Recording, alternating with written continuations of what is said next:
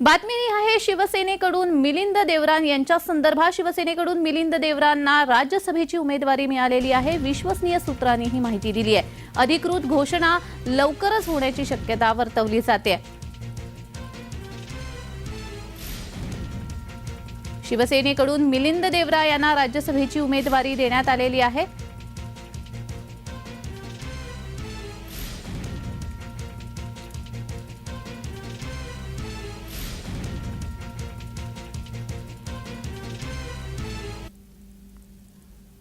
तर या संदर्भात अधिक माहिती देण्यासाठी आमचे प्रतिनिधी डॅरिल मिरांडा हे आपल्याशी लाईव्ह द्वारा जोडले गेलेले आहेत। डॅरिल, शिवसेनेकडून मिलिंद देवरा यांना राज्यसभेची उमेदवारी मिळालेली आहे, या संदर्भात अधिक माहिती। जाणूया, आपण पाहू शकतात की शिवसेनेच्या वतीने मिलिंद देवरा यांना राज्यसभेची उमेदवारी देण्यात आली आहे। लवकरच त्याची अधिकृत घोषणा जी आहे ते मुख्यमंत्री एकनाथ शिंदे करणार आहेत। आपण दुसरीकडे पाहिलं तर भाजपकडून 3 उमेदवारांना राज्यसभेची उमेदवारी देण्यात आली आहे।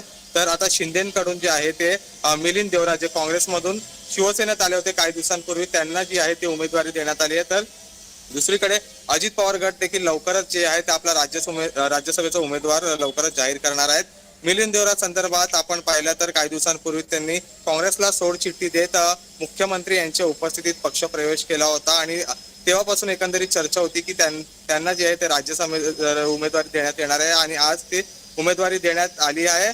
पण मात्र याची अधिकृत घोषणा जी आहे ते लवकरच मुख्यमंत्री एकनाथ शिंदे करणार आहेत। जान्हवी जी धन्यवाद डॅरिल, तुम्ही दिलेल्या या माहितीसाठी।